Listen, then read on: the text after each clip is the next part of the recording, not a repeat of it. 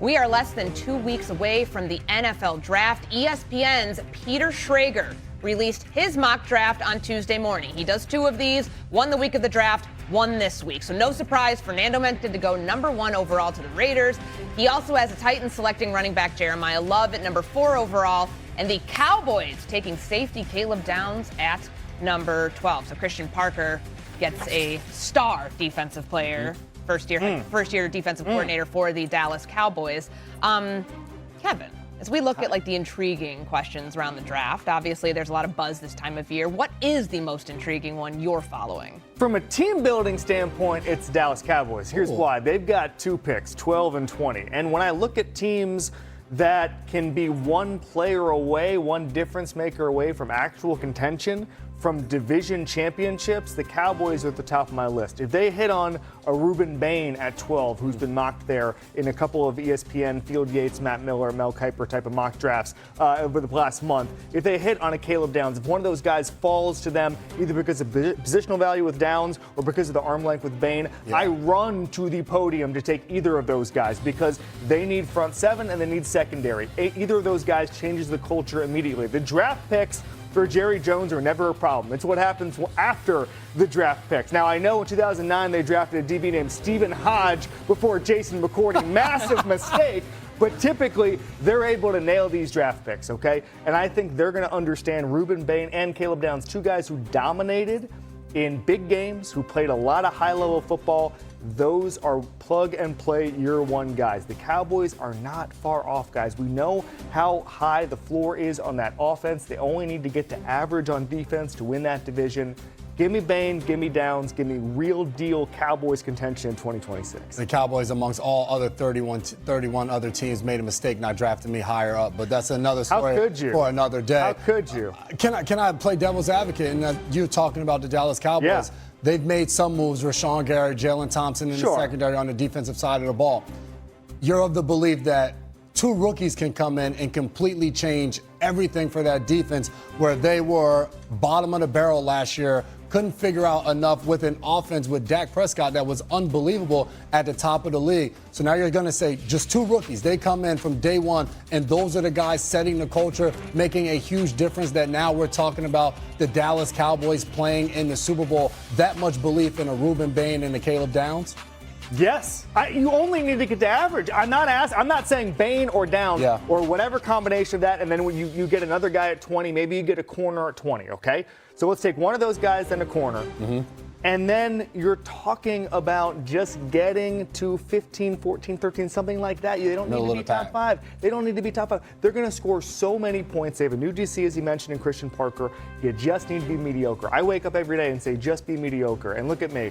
I'm thriving. And so I just think there's something very tangible about both Bain and Downs. And first of all, Downs, I had Ryan Day on my show last week. He said that Caleb Downs may have been the best high school player he's ever seen in his entire life. He could play running back, Day said, in college or in the pros. That's how athletic he is. That's how good he is in space. So yes, day one, he can play in the NFL and make a difference. Bain, his motor, his run defense, the ability for him to get to the quarterback, the fact that he plays so smart. And I think a lot of times when you play defense, so you'll get this, but a lot of times we don't talk about clutch pass rushers enough. He knows how to set up a move in the second quarter to get to winning time in the fourth quarter and get to the quarterback. That's going to translate in the NFL. You keep mentioning Ruben Bain, and in Peter Schrager's mock draft at 20, which is their pick that they have for Green Bay, he has them taking Akeem Mesidor, so another Miami guy.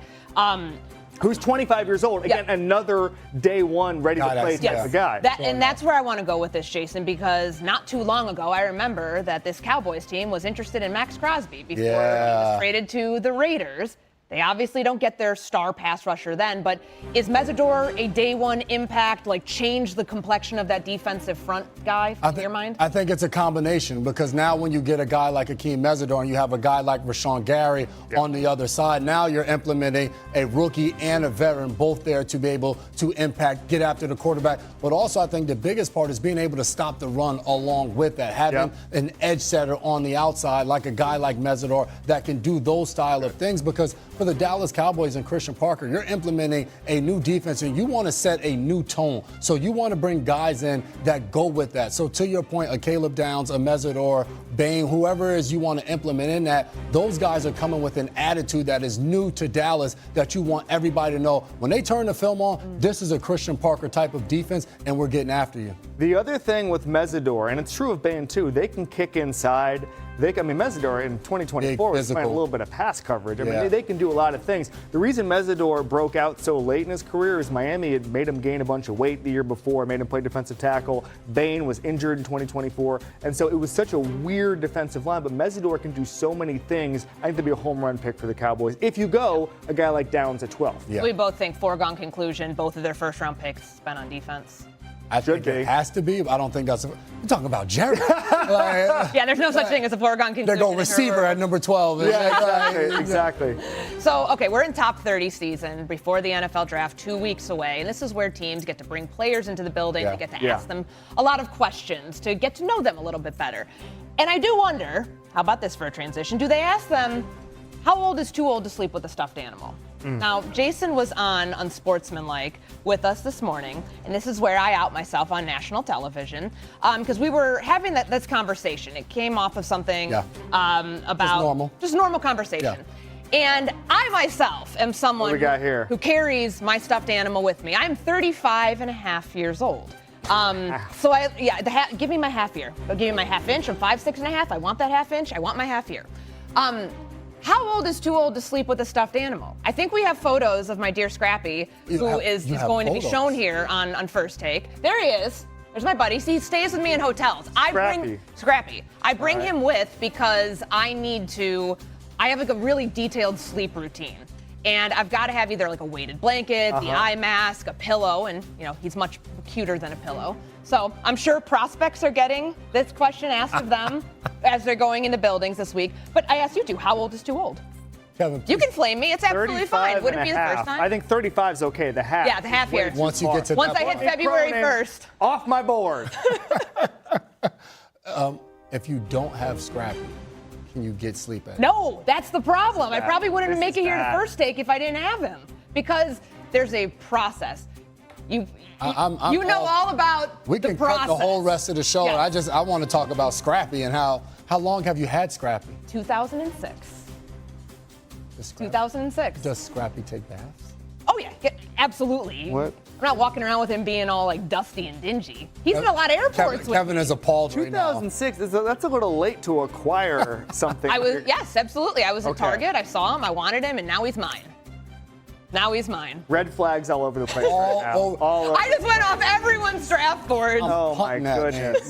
Draft board. Scouts are just raising red flags in the draft. No shot. All right, what is the craziest thing you've ever seen at a sporting event? One member of our crew has an answer that will cause your jaw to drop.